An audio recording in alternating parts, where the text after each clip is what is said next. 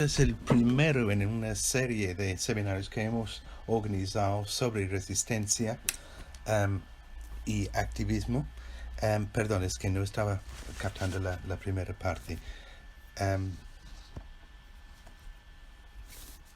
Entonces pensamos que era importante aprovechar la situación de coronavirus para iniciar la serie. Hoy tenemos a tres muy distinguidos defensores de derechos humanos y quiero empezar introduciendo o presentándoles los tres activistas de derechos humanos de Kenia. Tenemos con nosotros Naomi Barasa, que es una activista muy activa que ha estado trabajando en el campo de derechos humanos durante más de 30 años. Antes trabajaba con Amnistía Internacional en Kenia y ahorita es un miembro de la Junta, una miembro de la Junta de PBI Kenia. Luego pues es que quiero presentar a Editar Adhiambo Ochieng, que es una feminista radical, defensora de derechos humanos, trabaja mucho sobre violencia basada en género en los barrios populares de Nairobi y ha sido fundadora clave de una organización feminista en Nairobi y recoge o organiza a las defensoras de derechos humanos comunitarias para defender sus propios derechos y defender a las mujeres contra la violencia. Y luego tenemos a Kacheki, que también es activista de Lago de Oración, es coordinador del Centro de Justicia Social y Derechos Humanos y fundador de un movimiento ya bien conocido en Kenia. Empezaron con solo una oficina, un activista, y creo que ahorita son más de 30 centros que tienen.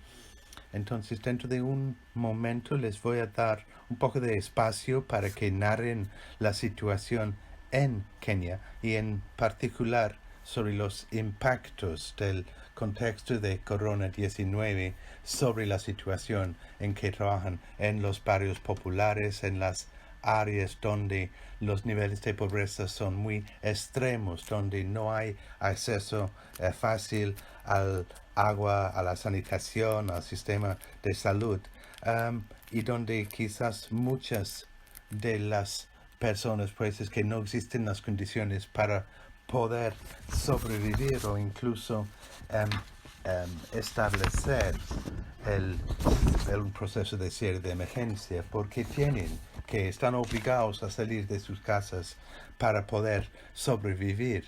Enfrentan, por ejemplo, la pobreza, el hambre o, de otro lado, el infectarse con el COVID-19. Ese es el dilema que enfrentan.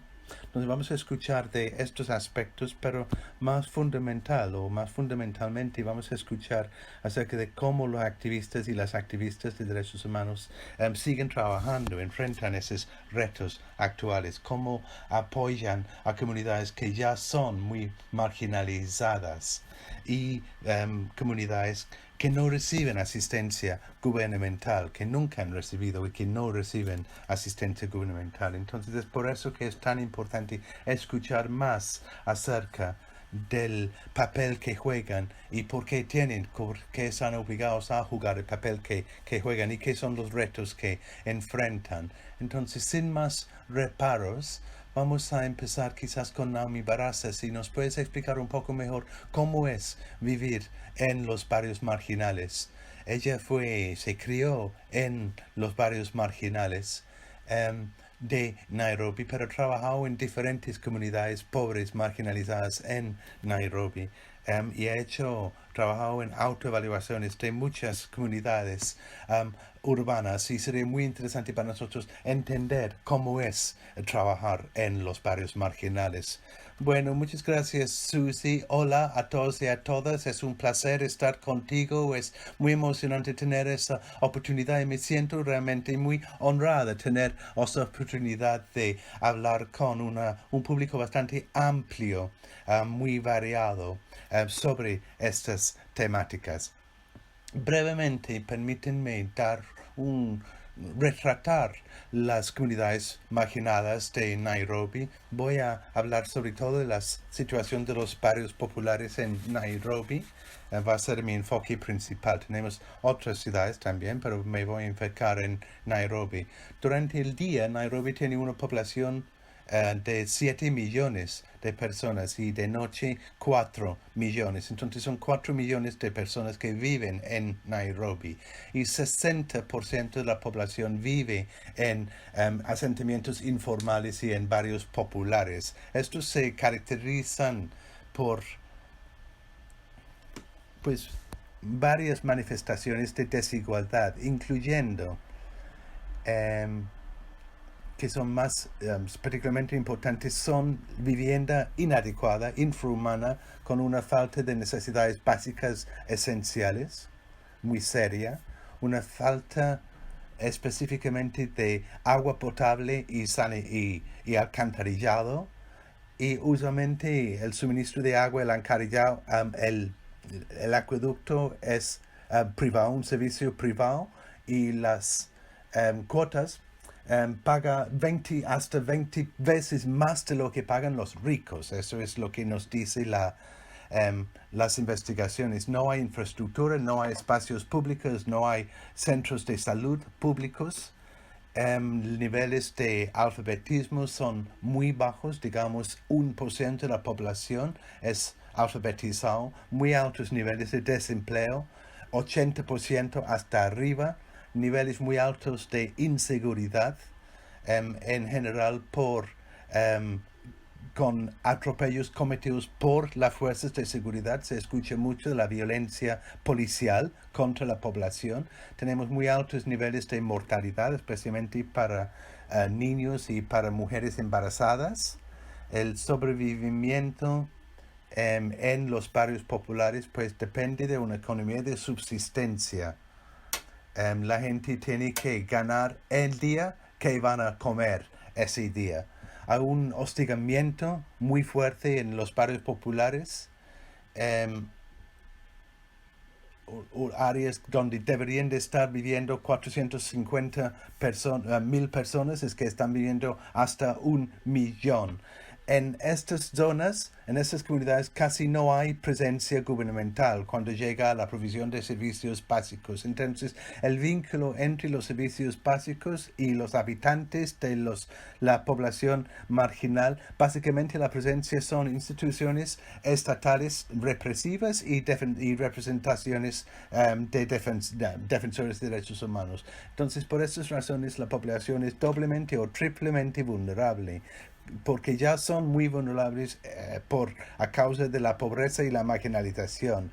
Luego tenemos otro nivel de desigualdad, de vulnerabilidad asociado con el coronavirus. Y luego las mujeres tienen otro nivel de vulnerabilidad, y los niños, que se explica por su estatus en la sociedad en cuanto a la distribución de recursos y el control de los recursos. Cuando miramos a las directrices de la OMS, y pues la implementación de parte de Kenia, se nota que la sobreénfasis de la OMS sobre sanitación, sobre saneamiento y el lavado de las manos. ¿Cómo es posible que la población que no tiene acceso a agua potable o agua limpia, cómo van a poder implementar estos niveles de saneamiento básico personal? Muchos de los turgurios durante este tiempo en los barrios populares no hay acceso al agua, entonces ¿cómo van a poder mantenerse limpios? Y en cuanto a distanciamiento social, ¿cómo es posible distanciarse socialmente cuando vives en situaciones de hacinamiento, cuando tienes un hacinamiento tan enorme? ¿Cómo puedes hacer ese distanciamiento social cuando tienes una casa de 3 metros por 2, pero viven hasta 10 personas en cada casa? De los estándares de la ONU son que tienes 5 personas en cada casa, pero tienes que distanciarte en una residencia con 10 miembros de la población. ¿Cómo vas a poder distanciarte socialmente? ¿Cómo vas a poder realmente mantenerse seguro cuando tienes que salir a rebuscar para ganar la vida todos los días? La gente no tiene la posibilidad de distanciarse porque tienen que salir de la casa para poder comer. Y luego, pues, es que en cuanto al empleo, la población de estas zonas es que hacen un trabajo manual, es que van a las casas de los más ricos para hacer lavandería, por ejemplo. Ganan muy poco dinero. Es gente que quizás gana 50 centavos de dólar estadounidense por día. Entonces, ¿qué van a priorizar? ¿Salir a ganar para ganar 50 centavos o rebuscar comida? Ellos tienen que decidir cómo priorizar sus vidas. Y luego, ¿cómo vas a usar medios de transporte si el dinero es tan escaso? Es que vas a salir de pie, ¿cierto? Caminando. Entonces es que tampoco es fácil de esta manera distanciarse o trabajar o vivir de una manera segura. Entonces, estas son poblaciones que son altamente vulnerables y por eso especialmente vulnerables al coronavirus. Y cuando miramos la cuestión de las mujeres, su acceso a los recursos es mínimo. Entonces, cuando llegamos a la situación de coronavirus del COVID-19, las mujeres no van a ser las más aventajadas, pero sí van a ser más vulnerables porque son ellas las cuidadoras. Entonces ellos están viviendo en la vanguardia, si quieres, de la enfermedad. Son cuidadoras, tienen que salir a rebuscar la comida y son las más vulnerables. También son los menos educados, son las que tienen menos capacitación en cuanto a toma de decisiones. Entonces todos estos aspectos se juntan para que las mujeres pobres sean triplemente vulnerables. Y luego si miramos los retos que enfrentan a toda la población, es que las mujeres son también las más vulnerables. En cuanto a los rumores que están generalizados, en cuanto a la información, hay mucha desinformación. El Estado no ha suministrado información confiable. Entonces el poder del rumor también es muy fuerte en esas poblaciones. La mayoría de la gente no tiene acceso al internet o a la televisión, y la mayoría de las comunicaciones, los mensajes sobre cómo mantenerse seguros en el pandémico vienen en esos medios masivos electrónicos. Entonces no hay acceso a la información tampoco. Y luego pues es que miramos a los hogares.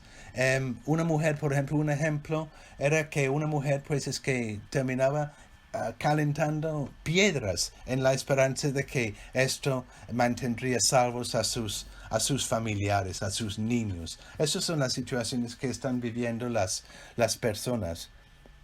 El costo del transporte, los costos de transporte son tan altos también que es imposible para la gente sin recursos viajar utilizando medios de transporte para comprar comida, para ir a los hospitales, por ejemplo. Y además es que la forma principal de desplazamiento en esas áreas populares es que la gente pues es que va en una moto compartida con otra persona. Eso también si alcanzan el dinero para comprar esta forma de transporte, es que no tienen condiciones seguras como para hacerlo. Sí. Ahorita tenemos 1,2 casos de coronavirus en el país y se proyecta que se subirá a 3 millones para finales de esta semana. Entonces, esto implica que vamos a tener un escalamiento de infecciones para toda la población pobre, pero sobre todo y especialmente grave para las mujeres. Entonces, cuando ves el papel de los defensores y las defensoras de derechos humanos, que claro son habitantes de estas poblaciones pobres, estos asentamientos pobres, ellos tienen, o nosotros tenemos, una doble responsabilidad para proteger a los vulnerables, las mujeres, y para garantizar su seguridad, tanto en relación con el COVID-19, pero también porque los más vulnerables son los que dependen de esa economía tan vulnerable que habitan en esta área. Encima de esto, las defensoras y los defensores están viviendo en la primera línea de la crisis, pero no hay ninguna estrategia oficial en cuanto la provisión de apoyo psicosocial para la población de las zonas marginales. No hay ninguna estrategia. Entonces, las defensores y los defensores vuelven a sus casas, a una familia hambrienta, después de todo un día de defender a sus comunidades, y no hay ninguna provisión de sosiego o de cuidado psicosocial para ellos. Bueno, muchísimas gracias, Naomi, por haber presentado con tanto color la situación tan difícil que se vive en los barrios marginales de Nairobi. Ahorita quisiera escuchar un poco más de Editar, que también ha estado trabajando en apoyo de las mujeres, especialmente las mujeres impactadas por la violencia sexual. Pero como yo entiendo, la violencia basada en género, el nivel de violencia contra las mujeres han aumentado con la situación. Si usted, por favor, nos puedes explicar un poco la situación de las mujeres y el trabajo que ustedes y tus colegas, compañeras feministas están haciendo a su favor. A favor de las víctimas, mujeres víctimas. Primero, muchísimas gracias por darme la oportunidad de participar en este seminario. Me complace mucho la oportunidad de hablar de la situación, y quisiera agradecer también a los participantes en este seminario la participación, para que nos dé, para que pues ellos comparten la situación, la posibilidad de compartir información sobre los retos que estamos trabajando. Yo me crié en Cavela y estamos pues esperando el día cuando termine el cierre de emergencia, cuando empecemos a salir de esa situación tan difícil que estamos viviendo. Entonces, trabajando en el terreno durante casi 10 años ha sido una experiencia increíble para mí, porque casi todos los días hemos logrado resultados muy positivos, pero trabajando con el COVID-19 actualmente ha sido supremamente difícil. En todo el mundo la gente está sufriendo, pero en Cavela, donde yo estoy en este momento, es peor todavía. Yo quiero empezar confirmando todo lo que ha dicho Naomi. Todo lo que ha dicho es cierto. Muchas veces no tenemos la oportunidad de explicar lo que está pasando. Entonces es una importante posibilidad poder alzar la voz. Alguien preguntó por la diferencia entre los asentamientos informales de las zonas muy pobres y las más formales. La diferencia, pero básicamente la situación es igual. La diferencia es política, legal. Hay diferencias de acceso a agua, pero básicamente lo único que le importa a los políticos, tanto para las comunidades informales como las formales, es que los políticos están interesados en volver al poder cada cinco años con las elecciones. La situación en cuanto a la pandemia es igual. ¿Nosotros qué hacemos? Nosotros entregamos dinero, comidas, pero no solo entregamos dinero y comida y luego nos vamos, hablamos con las mujeres en el terreno. Escuchamos que muchas de las mujeres están violadas, son víctimas de violación. ¿Y quiénes son los victimarios? Los violadores son sus íntimos, son sus familiares, y no tienen la oportunidad de salir del aislamiento y para alzar la voz y denunciar lo que está pasando. En los últimos 15 días es que jóvenes han sido asesinados por jóvenes del barrio que los están robando, que los atracan, que los matan.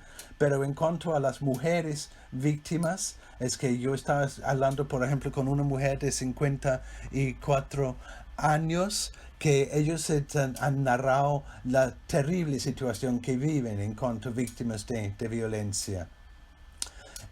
Nosotros hemos estado trabajando para tratar de sembrar esperanza en esas comunidades. Hemos estado tratando de fortalecer, empoderar a las mujeres para que ellas puedan participar activamente y en libertad en sus comunidades. Pero ¿por qué en este momento en las áreas marginales es que las mujeres no tienen las oportunidades de desarrollar sus vidas, desarrollarse en su humanidad? nosotros seguimos trabajando para que esto sea posible, pero es más difícil en la situación actual. Naomi ha hablado también del bienestar psicosocial. Eso también es una prioridad. En nuestras áreas, en nuestras zonas, tienes que mostrar al mundo que eres fuerte, pero en la casa, en el hogar, tienes que ser sumisa. Entonces, tienes que vivir dos papeles, dos roles, fuerte fuera del hogar y sumisiva en la casa. Entonces, coronavirus nos ha afectado muy fuertemente en ese sentido porque estamos confinados en las casas. Ha afectado también a las niñas en esa situación. Nosotros, por ejemplo, con nosotros estamos distribuyendo los libros que distribuimos a las comunidades. Una niña me estaba diciendo que cada día, me estaba narrando que cada día mi padre está golpeando, está pegando a mi niña. Dice que cuando están peleando así, no puedo estar en la casa y tengo que salir. Entonces, cuando ellos dejan de pelear, es que vuelvo a la casa. Entonces, eso es una ilustración de lo endémico que es, lo generalizado que es la violencia doméstica. Y eso es muy, muy difícil. Es muy difícil para la gente salir de su situación y decir que sí, afirmar que sí soy sobreviviente, porque están apresadas, están presas dentro de sus casas. Entonces, con estos cosas, aspectos experimentados a la vez, las realidades que viven las mujeres en mi comunidad son realmente terribles. Para mí, la situación, yo en mi propia vida, cuando yo tenía 16 años, yo me caí embarazada, entonces yo tenía las experiencias personales. Perdón, es que el sonido se ha ido. Para mí, en mi experiencia, era muy difícil compartir mi situación cuando tenía 16 o cuando crecí un poco y tenía 21. Era difícil para mí compartir o hablar de mi situación. Nosotros pues nos dimos cuenta con el activismo que sí era necesario alzar la voz y hablar de nuestras situaciones. Pero eso es difícil para la mayoría de la gente. Pero sí lo hicimos. Es que entendimos que teníamos que organizarnos para alzar las voces y para organizarnos para poder hablar de nuestra situación y responder a la situación de violencia y confrontar la situación de violencia. Porque sí,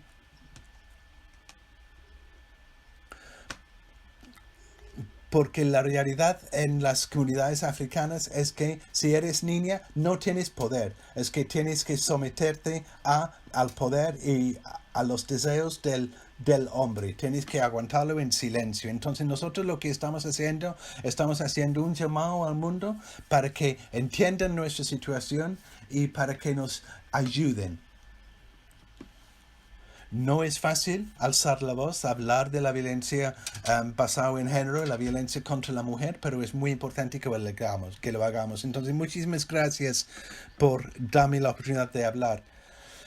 Bueno, Edita, tengo que decir que yo tuve el privilegio en febrero de visitar a Kenia y visitarte en tu trabajo y ha sido una experiencia inspiradora visitar a sus comunidades en las bases cuando tú estás trabajando con las mujeres víctimas de violencia sexual. El trabajo que están haciendo en los barrios pobres es súper importante y súper inspirador. Entonces, como dices, es un trabajo muy difícil que haces, pero es admirable lo que haces. Entonces, muchísimas gracias. Y ahorita vamos a pasar el micrófono a Kecheque, que quizás nos va a hablar un poco más acerca de los centros de justicia social y todo el trabajo que su movimiento está llevando a cabo, desarrollando alrededor del país y las problemáticas que enfrentan las comunidades, especialmente en cuanto a la violencia policiva, que es un problema en todo el mundo en este momento, pero ha sido un problema particular en Kenia durante mucho tiempo. Si nos puedes narrar un poco tu trabajo, por favor. Bueno, muchísimas gracias, Susie. Espero que me pueden escuchar. Sí.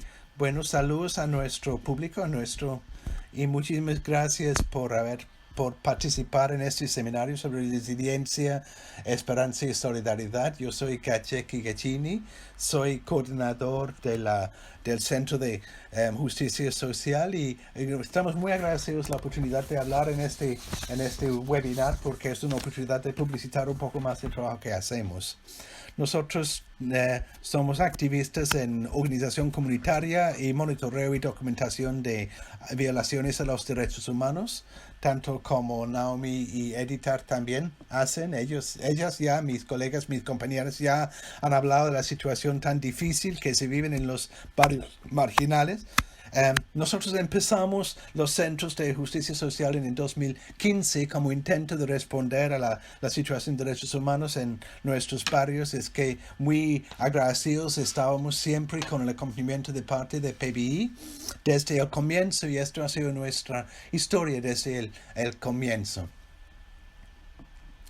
Y pues ahorita tenemos, desde los comienzos en 2015, tenemos a 15 organizaciones alrededor del mundo y creo que son 14 centros más pequeños. Entonces la idea con los centros es que defendamos los derechos humanos de la población dentro del marco de la campaña democrática para la justicia social. Nosotros somos fuente de resiliencia y solidaridad. Nuestro reto, nuestra lucha es para que haya justicia social y democracia en el país. Y nosotros pues lo hacemos con la defensa de derechos humanos. El COVID-19 llegó encima de unos problemas sistémicos de desempleo y de violencia policiva que ya estábamos sufriendo con unos niveles de violaciones a los derechos humanos muy graves. Entonces, en marzo, cuando se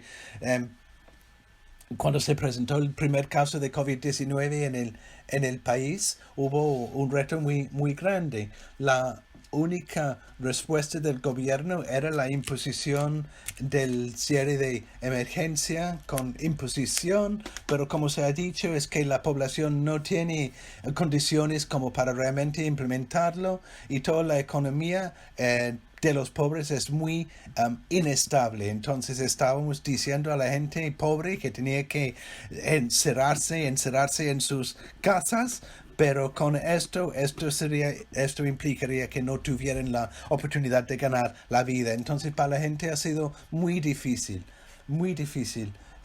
mantenerse en las casas y el gobierno no está respondiendo con la suministración de agua ni de alimentos y tampoco hay infraestructura adecuada. Entonces desde el comienzo, desde marzo, esta ha sido la situación y ya llevamos 3 meses. Entonces han utilizado la policía para imponer el cierre de emergencia sobre la población y con esto se ha conllevado una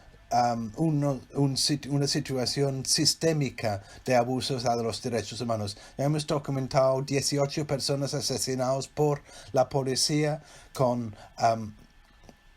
que han sido fusilados, golpeados, atropellados, ha habido extorsión generalizada. Y esto pues se ha informado, se ha documentado ampliamente y nuestros centros de justicia social han sido importantes en la documentación de estos casos conjuntamente con la Oficina de Derechos Humanos.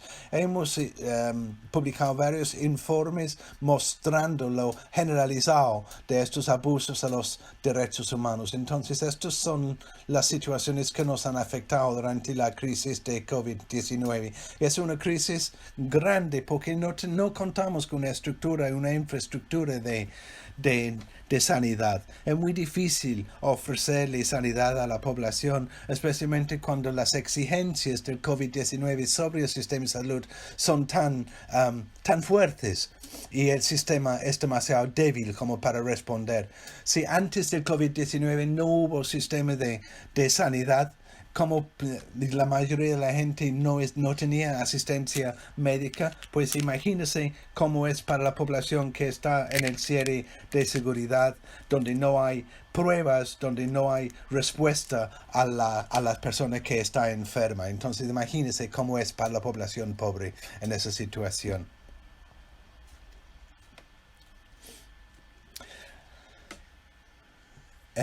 Pero dado este contexto, como digo, hemos estado monitoreando y denunciando el continuo abuso a los derechos humanos y seguimos haciendo campaña contra las violaciones de los derechos humanos.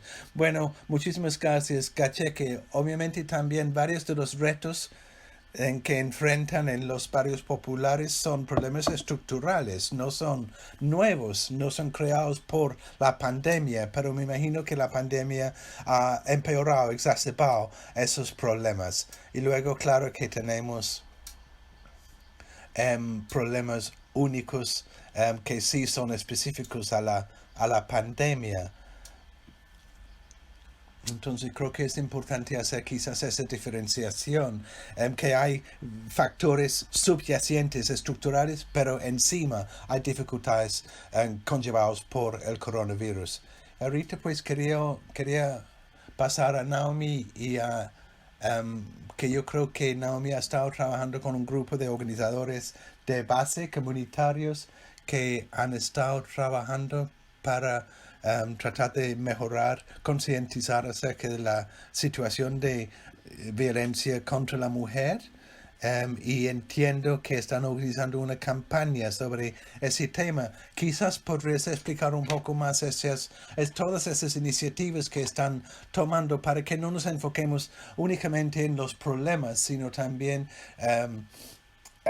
dejemos echamos luz sobre lo que están haciendo, que es propositivo para trabajar con las víctimas. Pues sí, gracias por esa pregunta, Susie. Quería reconocer a Griffin, que ha dicho que le gustan mis aretes, mis candongos. Entonces, si quieren, es que vamos a ver cómo podemos conseguir algunos para ti. Bueno, Griffin ha preguntado si estamos como defensores y defensoras recibiendo amenazas. ¿Está bien si respondo a tu pregunta y también a la pregunta de Griffin? Sí, claro que sí, por favor. Entonces empezaría con tu pregunta, Susie. La situación se ha congelado.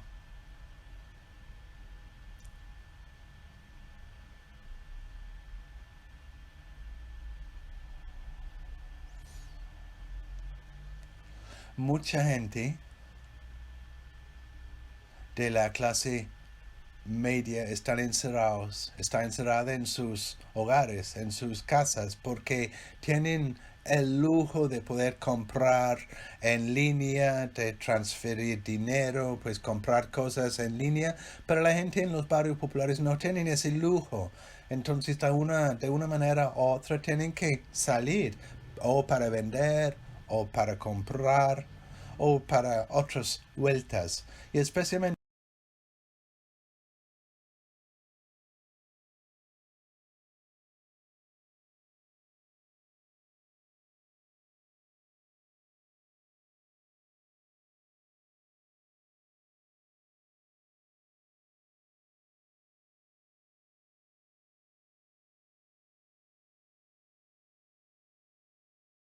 estamos allí en la primera línea, porque esa situación que hemos descrito no te garantiza, um, no garantice que tú no vas a contraer al coronavirus, pero tampoco garantiza la seguridad o la protección para los subfamiliares.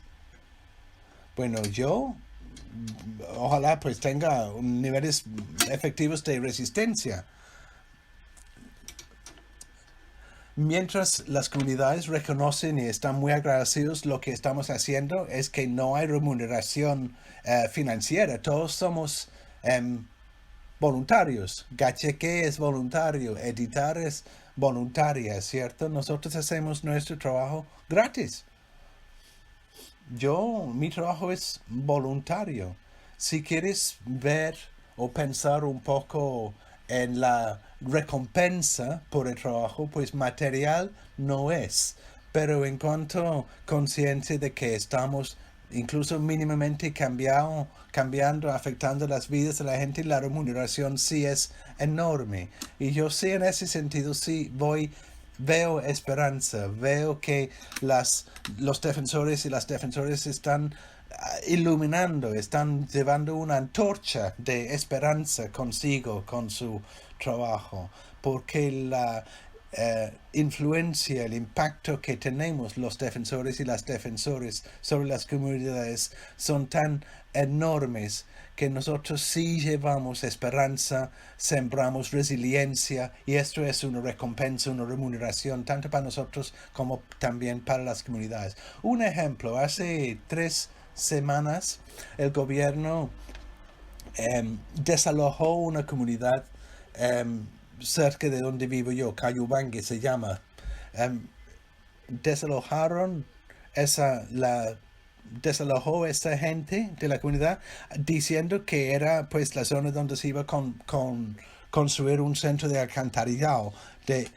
Pero esta comunidad ha vivido allí desde hace más de casi 40 años. Es que yo tengo 47 años, pero a partir de mis 10 años yo he sabido que la gente está viviendo allí. Entonces es una comunidad establecida. Ellos tienen títulos, pero los bulldozers vinieron, estaba cayendo un aguacero porque estaba lloviendo mucho y básicamente arrastraron los bulldozers las casas de 5,000 familias, dejándolos allí a la intemperie, sin comida, sin techo. Entonces se tenían que juntarse para mantenerse vivos. Entonces, una defensora que me imagino que tú has conocido, Ruth Membe, que ha estado en una gira de defensoras en el Reino Unido, ella fue a documentar el desalojo. Ella pues utilizando medios sociales, etcétera. Altos oficiales de policía empezaron a amenazarla diciendo que si no dejas de compartir o publicar esa información, te vamos a desaparecer. Entonces, esto es la clase de amenaza de presión que recibimos. Y en general, en esta situación de COVID-19 es muy difícil movilizar a la gente porque la gente está en aislamiento forzoso, están en el cierre de emergencia, entonces es muy difícil movilizar una respuesta cuando recibes una amenaza. Estás recibiendo amenazas, pero no puedes ir a la casa de nadie para esconderte allí. No hay posibilidad de plan de evacuación. Estás recibiendo amenazas, pero no tienes dinero con qué escaparte. Si tienes dinero, no puedes movilizarte porque hay retenes en las vías. Y no puedes salir del área si tienes a dos hijos. ¿Con quién dejas a tus niños si eres una mujer que tiene que salir de la zona? ¿Con quién? Porque todo el mundo está en el cierre de emergencia. Entonces esa es la clase de situación que están enfrentando las mujeres en las zonas. Y claro que también con los niveles crecidos de frustración de parte de los hombres que ya no pueden ganar dinero, sus niveles de frustración están en aumento. ¿Ellos qué hacen? O si tú como defensora sales los niveles de violencia son más altos, ¿cierto? Si tú como defensora sales para trabajar con la comunidad durante el día y regresas a casa sin nada material, imagínese los efectos de la violencia de género. Entonces, esto es la realidad para las defensoras.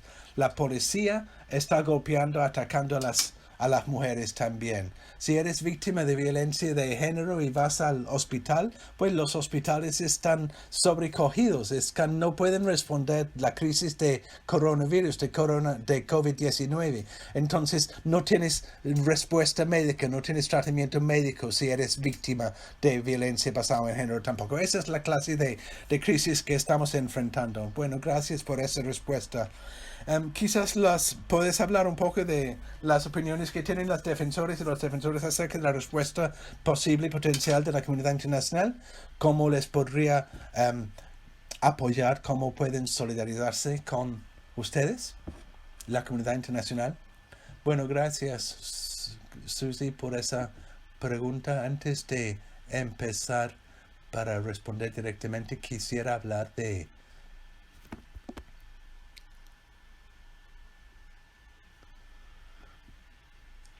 Bueno, he recibido una pregunta acerca de si nosotros hacemos trabajo de incidencia si tenemos, y ofrecemos apoyo social. Pues sí, dentro de nuestra estrategia, sí tenemos esas estrategias, pero como ha dicho Naomi, nosotros como defensores de derechos humanos estamos recibiendo amenazas de gente, de oficiales de alto nivel. Entonces nuestro trabajo de incidencia sí es sobre la base de estamos abogando siempre para la mejor legislación, para la implementación de la legislación y para mejorar, actualizar políticas en cuanto a los derechos y protección de las mujeres. También todos los días estamos trabajando en el sistema legal, judicial, defendiendo a mujeres, niños, no importa. Cualquier víctima de violencia social los representamos en las cortes. En cuanto a apoyo psicosocial que ofrecemos, no estoy diciendo que somos profesionales, pero tenemos un grupo de apoyo mutuo, es un grupo de sobrevivientes, compartimos historias, invitamos a nuevos miembros que también son víctimas, sembramos y construimos esperanza, miramos los recursos disponibles, y así apoyamos a las mujeres. Pero no estamos trabajando solamente con un grupo de sobrevivientes, sino empoderando a las mujeres para que ellos se conviertan en lideresas, para que alcen sus voces. Les enseñamos a gritar si presencian cualquier acto de violencia de género. Entonces nosotros estamos creando también mujeres fuertes. No sé cómo he logrado ser como soy, pero así soy y nosotros trabajamos para empoderar a otras mujeres también. Y nosotros nos empoderamos así. Tenemos un centro, no es una casa segura, pero sí, porque las condiciones. Naomi ha explicado muy bien cómo es en los sectores, en los asentamientos informales. No hay casa segura dentro del marco en el área donde vivimos, en nuestras zonas, porque no hay posibilidad de seguridad. Entonces nuestro centro de rescate, que se llama, no lo organizamos en el sector. Perdón, allí solo podemos recibir a personas durante 48 horas porque no podemos garantizar seguridad durante más tiempo. Eso es lo único que podemos ofrecer en este momento. Le ofrecemos una habitación para que puedas relajar un poco, descansarte un poco. Te vamos para tratamiento médico, vamos a la estación de policía para que haces la denuncia, pero a los 48 horas, después de esas 48 horas, no es seguro seguir en Kiborro y te tenemos que sacar de allí. Yo, pues mis primeras experiencias en esto era hace un par de años. La primera vez que había experimentado esta situación, las amenazas que los violadores me habían, las amenazas, perdón, que me habían proporcionado. La situación de inseguridad y de miedo que yo experimenté era realmente fuerte. Amenazas de que, bueno, te vamos a matar porque tú estás trabajando en esa comunidad, porque tú estás comprometiendo nuestro poder en esa comunidad. Entonces las amenazas son muy fuertes. Como digo, entonces trabajamos temporalmente con seguridad, luego tenemos que sacar a la gente, pero estamos trabajando para tratar de empoderar a las mujeres, a los jóvenes. Estamos tratando de capacitar a las jóvenes para que conformemos una nueva generación de activistas capaces de defender sus propios derechos y que sean capaces de conciliar, de consensuar respuestas, ampliando las redes con que trabajando en programas de intercambio con otros programas en otras partes. Entonces estamos tratando de de construir esas redes. Para mí, cuando estuve en el Reino Unido, es que era increíble por la falta o la relativa seguridad de las mujeres, que había encontrado que conocí a mujeres de 90 años de edad, de 40 años, que nunca habían sido víctimas de la violencia sexual. Eso es una cosa que tenemos que construir de lograr en África también. Esos niveles altos de seguridad para las mujeres que nosotros en nuestras comunidades simplemente no disfrutamos. Nuestras comunidades están rodeados básicamente es un sistema absolutamente machista donde los hombres sí sienten que tienen el derecho de ser violentos contra las mujeres. Entonces las experiencias de ustedes en otros países donde el problema de violencia contra la mujer es mucho menor que en nosotros pues trabajando con ustedes podemos mejorar nuestra situación. En este momento estoy trabajando con software para tratar de ver cómo podemos trabajar de forma virtual para trabajar con las mujeres también. Estamos construyendo una aplicación para que las mujeres pueden utilizar en sus celulares, por ejemplo, en sus teléfonos móviles, para que tengan la información, para que sepan dónde existen los albergues en nuestras comunidades. Y también quiero utilizar la tecnología para apoyar a las mujeres económicamente también. No vamos a estar utilizando solo el inglés en esas aplicaciones, sino también vamos a estar produciendo las aplicaciones en los idiomas que hablan las mujeres, los idiomas tradicionales. Entonces, lo que queremos hacer con nuestro software es que sea una respuesta para todas las mujeres. Si puedes leer español, por ejemplo, allí utilizando ese app puedes acceder a asesoría médica, puedes hablar con una oficial de policía, y he dicho deliberadamente una mujer oficial de policía porque los hombres no son adecuados, pero hay algunas mujeres policías, oficiales de policía que sí están conscientes de la situación. Entonces estamos tratando de desarrollar estas apps, esas soluciones tecnológicas para poder ofrecer apoyo a todas las mujeres. Pero volviendo a la situación de COVID-19, es que todo el mundo, todas las mujeres se sienten vulnerables porque se siente vulnerable a todo el mundo. Es que no sabes si tu vecino, si tu amigo, si tu compañero te puede infectar. Tienes miedo a todos y a todas.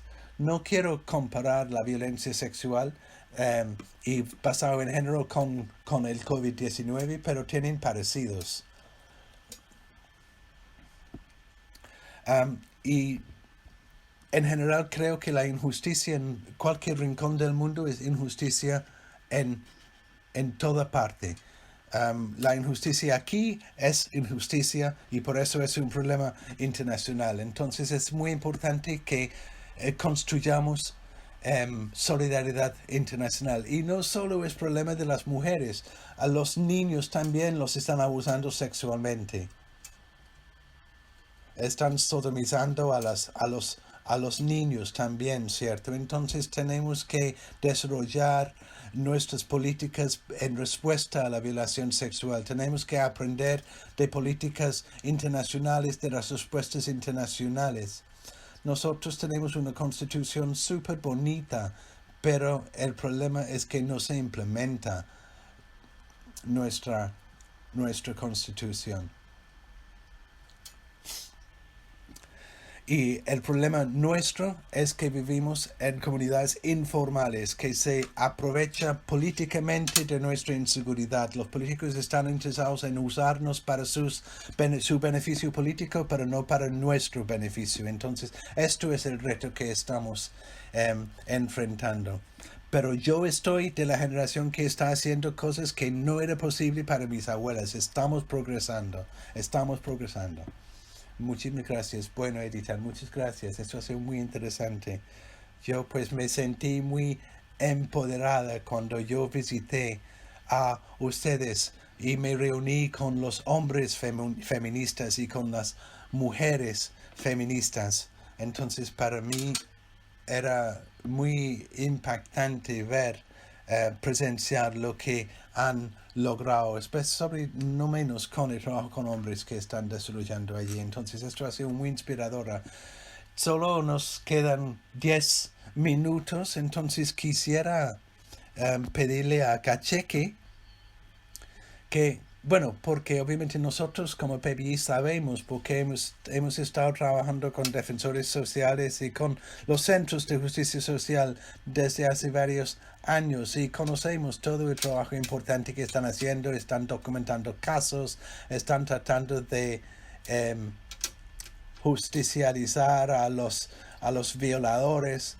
Ustedes pues invitaron a PBI y a la red de defensores de derechos humanos viajar a Kenia en febrero y pudimos reunirnos con muchos de ustedes. También el relator de Naciones Unidas sobre los asesinatos extrajudiciales fue invitado como resultado de la sugerencia de PBI, del Centro de Justicia Social. Entonces, para nosotros queremos escuchar un poco acerca del trabajo muy sofisticado que están haciendo para lograr estos niveles internacionales de solidaridad, de apoyo. Entonces, que quizás si puedes narrar un poco acerca del trabajo que ustedes como los centros de justicia social han estado haciendo para documentar estos casos.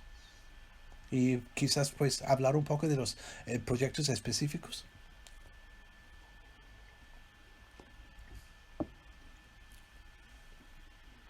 Pues sí, como has dicho, es que tu visita a, a Nairobi con el equipo de abogados de abogados del Reino Unido, la visita de la Alianza de Abogados en Riesgo, la visita que hicieron era muy bien recibido allí en Nairobi. Ha sido una visita muy importante para nosotros. Y ustedes pues vieron allí, nosotros hemos estado desarrollando o implementamos un proyecto de 3 años financiado por la Unión Europea que tenía un impacto muy fuerte y muy significativo.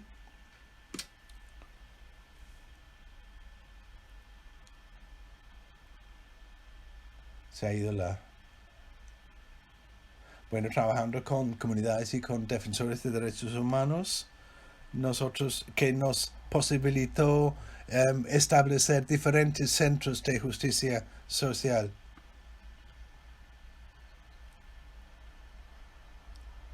Entonces hemos organizado una red de centros de justicia social, WACU se llama, o sea que estamos coordinando diferentes centros de justicia social que que están organizados en diferentes zonas, diferentes comunidades. Básicamente gracias a ese proyecto a una comunidad de defensores en cada comunidad. Están nombrando las diferentes comunidades donde existen los centros de justicia social.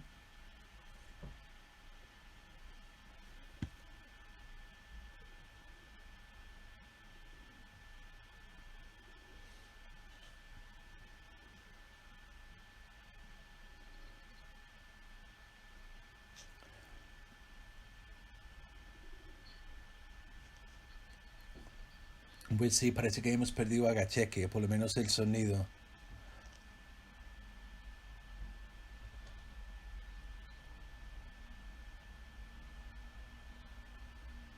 Bueno, que los centros de justicia social están organizados en muchas comunidades. Bueno, ya estoy de nuevo. ¿Me escuchan? Pues,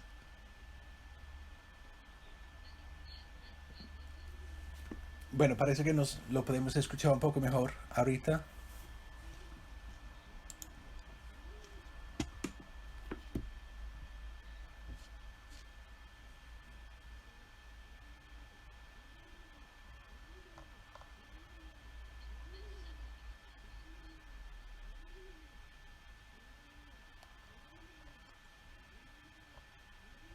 Bueno, como en esa comunidad, con el desalojo de la comunidad que narré antes, es que hemos estado documentando este caso.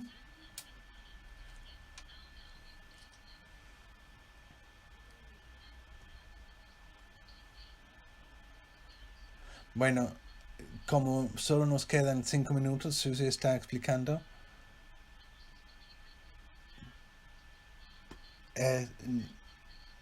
Tenemos varias preguntas de parte de la audiencia, del público, entonces podría ser interesante que se responda un poco a estas preguntas. Algunos están preguntando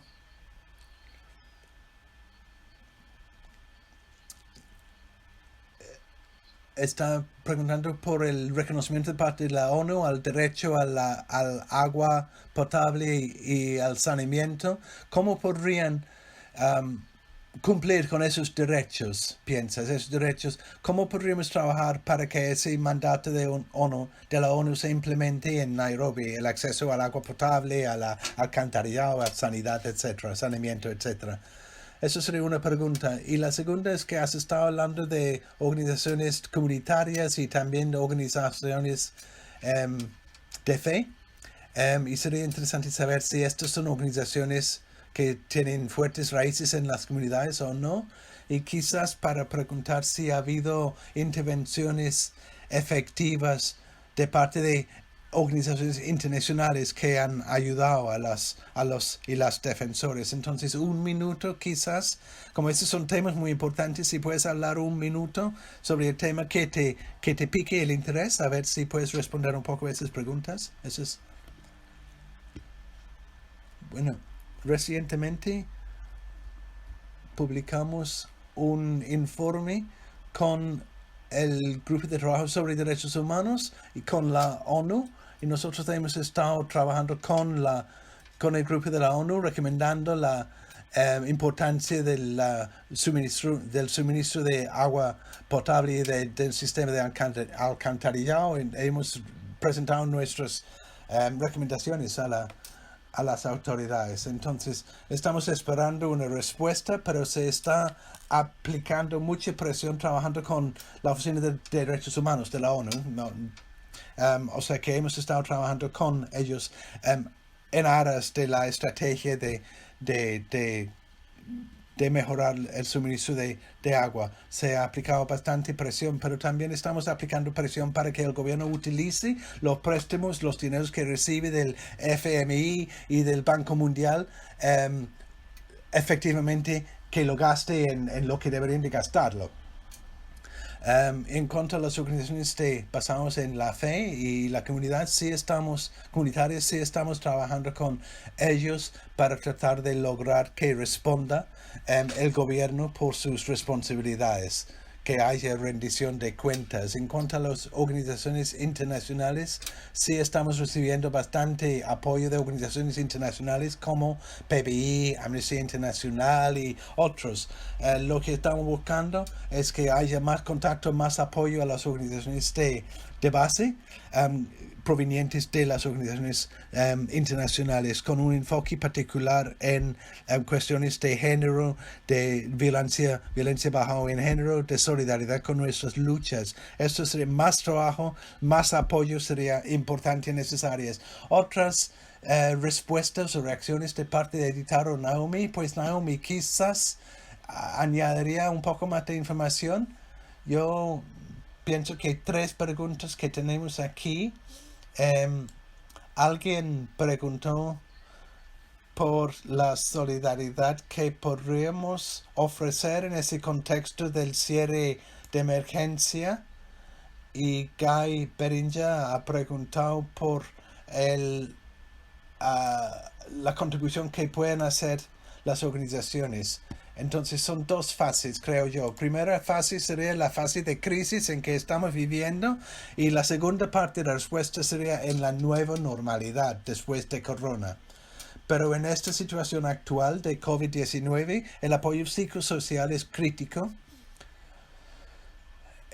y aumentando los recursos disponibles a apoyo psicosocial para defensores, también apoyo alimentario a los defensores y defensoras que están trabajando en las comunidades.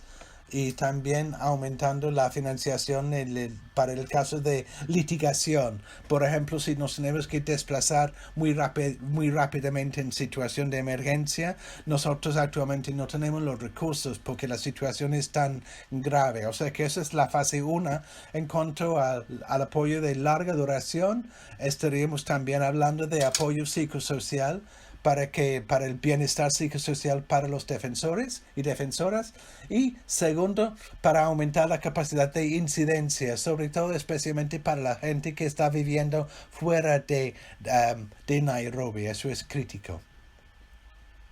En cuanto a las que respondan los servicios de policías y de seguridad para que respondan a los intereses de la población vulnerable, y para hacer esto tenemos que mejorar nuestra capacidad de monitorear y documentar violaciones. Entonces, dentro de este marco es apoyo a las organizaciones de derechos humanos para que podamos monitorear y denunciar los abusos que cometen, para poder concientizar sobre los abusos que siguen cometiéndose. Yo he trabajado de las organizaciones comunitarias en nuestra organización. Lo que no mencioné era que muchos de los defensores y las defensoras estamos trabajando dentro del contexto de las organizaciones comunitarias de base. Gacheque y Editar son miembros de comunidades de base, por ejemplo, organizaciones comunitarias. Entonces es muy importante que esas comunidades, esas organizaciones reciban apoyo.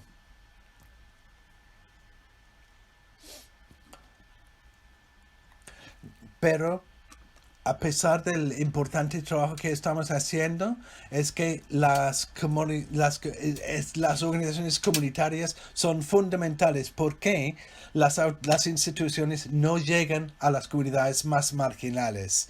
El gobierno está actuando, pero no llega a las comunidades en más extrema situación. Las organizaciones de base son supremamente importantes para que los más marginados reciban alguna atención.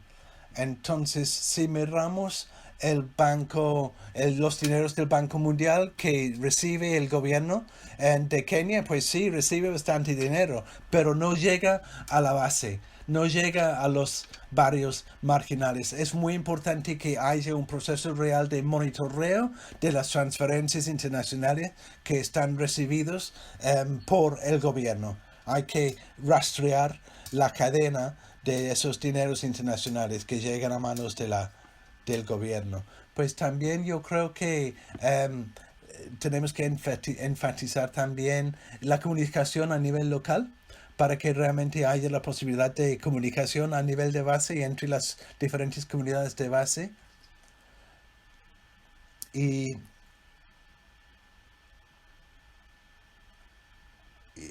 finalmente diría que la pandemia no es la única situación que está matando a la gente alrededor del mundo, sino que la violencia de género está también matando a personas alrededor del mundo. La violencia de género y contra la mujer es también una pandemia, es una violencia estructural, y tenemos que trabajar porque las mujeres tienen derecho de vida, de vivir y de vivir en seguridad, y para que no se repita la situación histórica que hemos estado viviendo.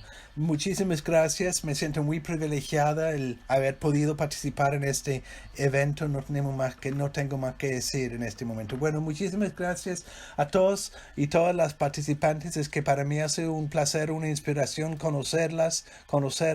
Muchísimas gracias por compartir tu sabiduría y tu solidaridad con nosotros. Creo que tuvimos un público de 100 personas. Me siento muy orgullosa tener esa relación que tengo con ustedes. Espero poder seguir apoyándolas en el futuro, escuchando siempre sus necesidades y viendo cómo mejor podamos como PBI seguir apoyándolos. Entonces sí, muchísimas gracias y espero que en el futuro van a participar en nuestros seminarios. El enfoque va a ser sobre el impacto de COVID en Latinoamérica y cómo afecta situación de Estado de Derecho y la situación de derechos humanos en Latinoamérica. Entonces, muchísimas gracias. Un fuerte abrazo, mis compañeros y compañeras en Kenia. Mantengámonos en contacto y unidas. Bueno, muchísimas gracias, Susie, a todos y a todas. Danos la oportunidad de compartir experiencias. Bueno, muchísimas gracias. Bye bye. Chao.